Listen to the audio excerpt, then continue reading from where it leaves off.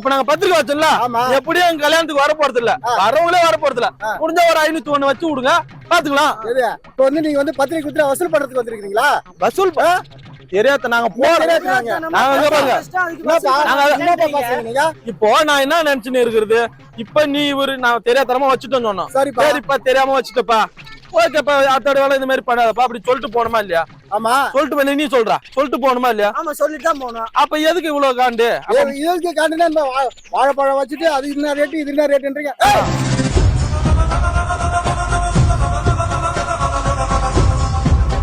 என்ன நீ வந்து வாழைப்பழத்தை வச்சு இது பண்ணி வந்து இது பண்ற? இருங்க, என்னாச்சு?